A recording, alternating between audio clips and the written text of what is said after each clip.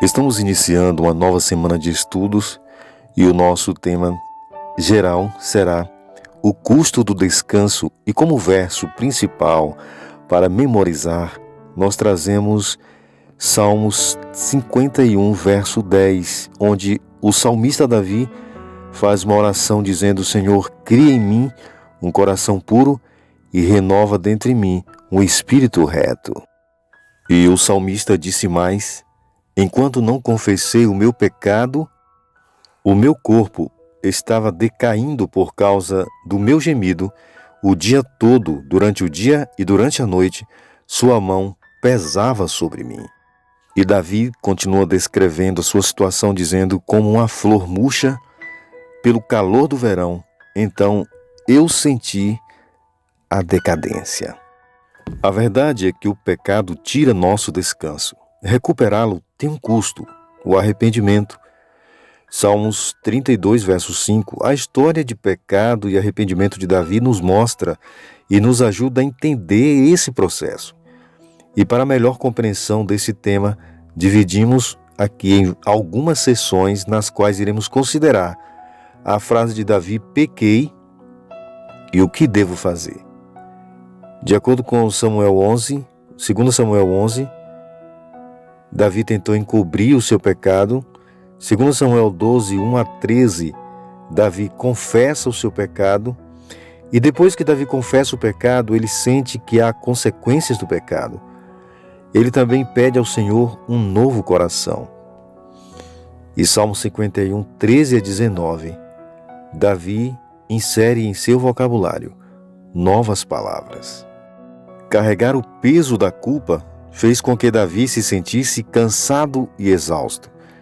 Em 2 Samuel 11, 27, nós vemos: porém, esta coisa que Davi fez pareceu mal aos olhos do Senhor. A queda de Davi foi o resultado de um acúmulo de erros em sequência. Ele não conseguiu cumprir seu dever como rei, não desviou sua vista, mas se deteve na tentação. Davi também buscou uma maneira de tornar seu desejo uma realidade. E finalmente Davi consumou o pecado. Na verdade, um dos pecados de Davi, talvez o primeiro pecado, quando ele caiu em tentação, fez com que ele tivesse a necessidade de cometer uma sequência de erros. Primeiro, ele tentou esconder seu pecado enganando ou tentando enganar um bom homem. No versículo 5, verso 12, a gente vê isso. Ele pôs Urias em risco de pecar, fazendo com que ele ficasse embriagado. Depois ele ordenou um assassinato. E em seguida, casando-se com Betseba, tentou finalmente encobrir o seu pecado. E todas essas tentativas de Davi de esconder o seu pecado o deixou exausto e cansado, ao ponto dele despertar a sua consciência de que devia confessar. Então disse Davi a Natã: pequei contra o Senhor.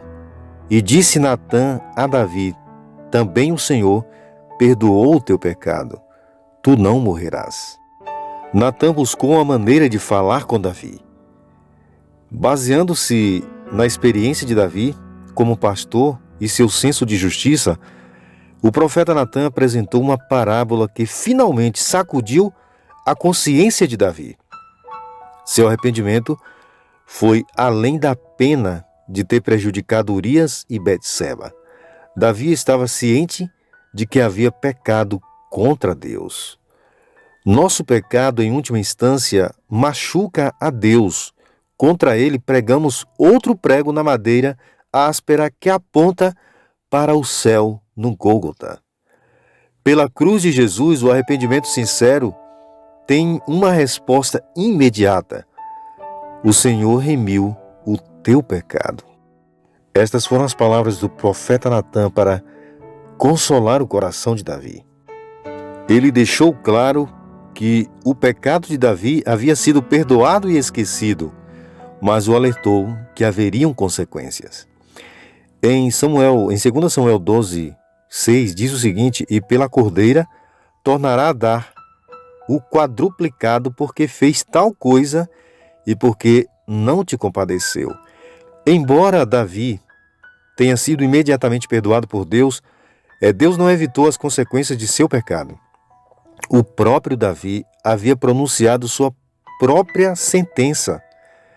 Para a vida de um homem, ele perderia a vida de 4 de seus filhos. Davi perderia o primeiro filho que teve com Betseba. Davi perderia Amon, Absalão e Adonias. Mas não só o pecado trouxe suas consequências, mas como também o arrependimento trouxe as suas.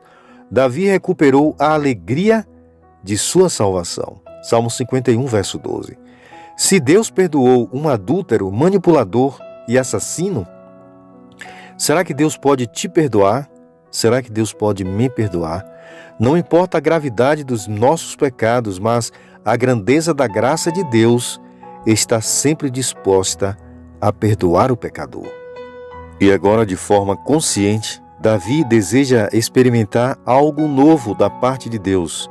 Salmo 51, 10, ele diz: Cria em mim, ó Deus, um coração puro e renova dentro em mim um espírito reto. Davi pede a Deus para apagar seus pecados, para purificá-lo e para mudar seus pensamentos e sentimentos. Ele não quer mais depender de si mesmo. Só dependendo de Deus, nós podemos encontrar segurança e gozo e alegria. O Espírito Santo é o único que pode fazer essa mudança em nossos corações. Ele nos conduz através do processo de santificação, nos cria novamente e nos ajuda em nossa luta com a tentação e nos dá a vitória. Davi agora estava diante de uma situação. O que fazer com toda aquela experiência? E ele pensou: nós podemos ser refletidores da luz de Deus, mesmo que em nossa experiência haja situações desastrosas. Salmo 51, 13 diz: Então ensinarei aos transgressores os teus caminhos e os pecadores a ti se converterão. Davi ficou envergonhado por seu pecado. Toda a sua vida ele se lembrou daquela mancha em seu registro. No entanto, havia algo maior do que a sua vergonha: o perdão de Deus. Ele não conseguia ficar calado.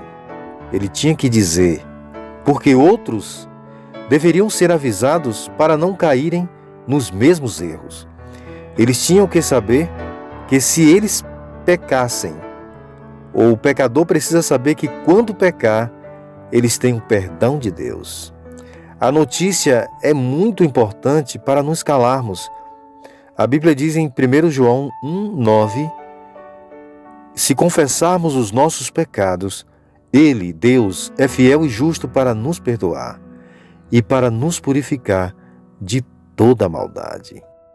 Tendo em vista que o perdão de Deus não é meramente um ato judicial pelo qual Ele nos livra da condenação. E não é somente perdão pelo pecado, mas livramento do pecado. É o transbordamento de amor redentor que transforma o coração.